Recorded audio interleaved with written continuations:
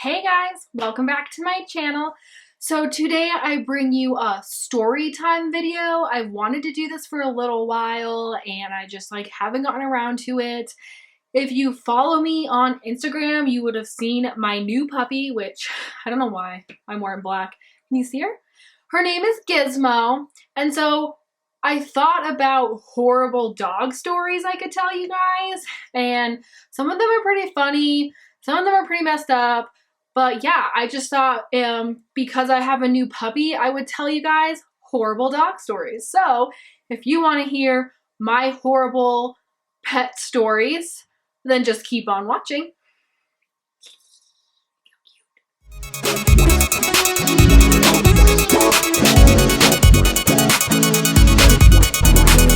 So to begin, I have a list because I was trying to think of horrible pets I've had in the past.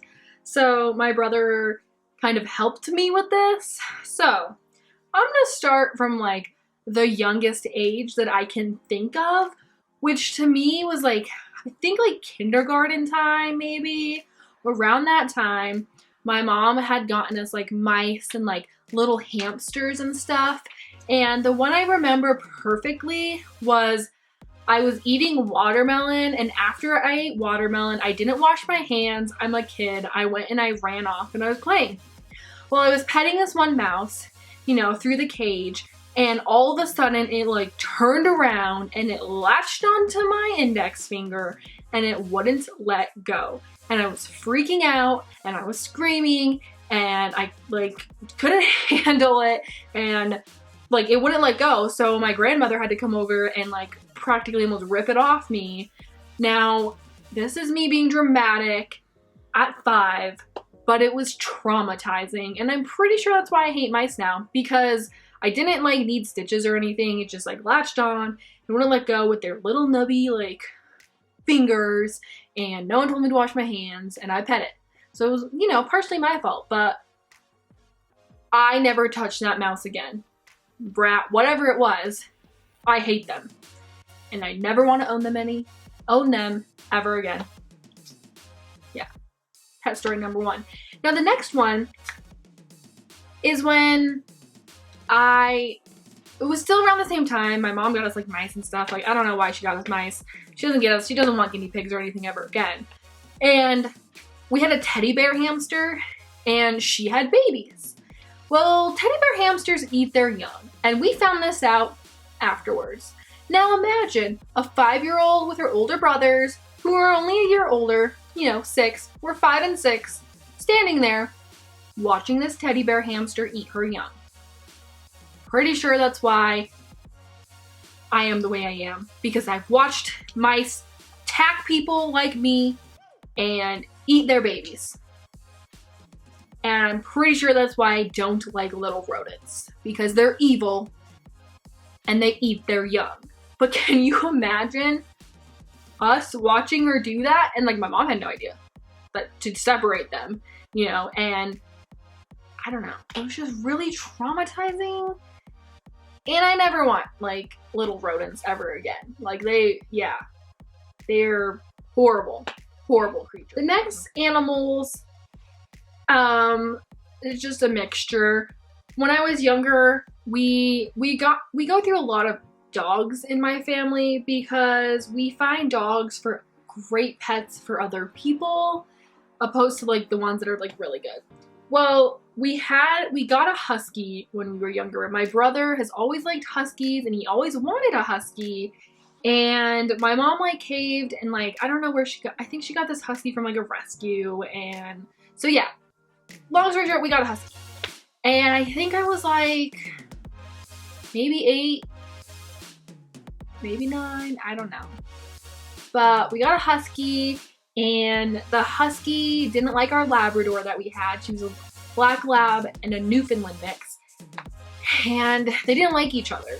And I just remember one night waking up with screaming going on, and it sounded like something was going through the house, tearing it down. And at the time, because the way our house was, I shared a bedroom with my grandma. And so we went running out, trying to see what was going on, and my mom was trying to pry both dogs away from each other with a giant lamp because the Husky jumped over her, over to our black lab, Newfoundland, and attacked. And it just happened so fast in the middle of the night, and there was dog fights going on between her and my brother sleeping, and it was crazy. And so we had to separate them. Well, we tried to separate them, like, you know, but no dogs got hurt. We had to lock one dog up, separate them. We separated them, and it was just like a terrifying thing. And my mom sent the Husky back wherever it came from, or gave it away. I'm not 100% sure. But yeah, that's just like another animal story. We've had a lot of horrible animals. But, you know, in the mix of horrible animals, we've had a lot of great animals. So maybe I'll do a story time video of good animals. Another animal that we had, her name was Sabrina. And I loved this dog. But I was also a child. I was under 10. And she was pretty, and she was like a border collie thing, I think. I don't know. She was a big dog. And the house we lived on was a block from Main Street, the busy street. And she constantly got out. There was never a time where we could leave her outside by herself, because every time we left her by herself, she got out and she left, and she just always got out. And I remember I was really good friends with everyone on the block, you know, my block and the block over, and we all went looking for her. We all went running down the street, and I was crying, I was freaking out. I couldn't find her, and that was pretty much my life for a couple weeks. I'm not even sure how long we had her. I just remember chasing her and trying to get her back because she always jumped the fence. Always. She broke my heart every time she did it. And she was an annoying dog, and I don't know why I liked her so much, but I did, and I liked her because I think I named her Sabrina after the Teenage Witch, because, you know, that's my show, that's my jam. But yeah, I don't know why I ever liked that dog, to be honest. The next one and last is my mom at one point had like a thing with birds. She had like 19 birds. My mom likes to collect animals. One time it was mice. Who knows how many mice we had, but it was horrible. Anyways, we had giant parrots, and we can't remember the exact name of them, but they were really, like, you know, they were pretty big. And we got them from someone we lived by. He was like moving and couldn't take them with, and we knew nothing about them, but my mom always wanted giant birds, so we got them. And, you know, we figured, like, not that hard to take care of these giant birds, and like we did our research and stuff, you know, all that good stuff.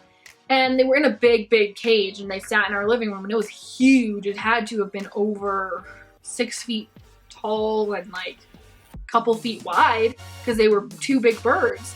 Well, come to find out, they were mean birds, and they bit their last owner, which he didn't tell us. They tried to bite him a couple times, and we found out they were horrible animals and super mean, because my mom tried to feed him the one day, and the bird tried to attack her. So we had to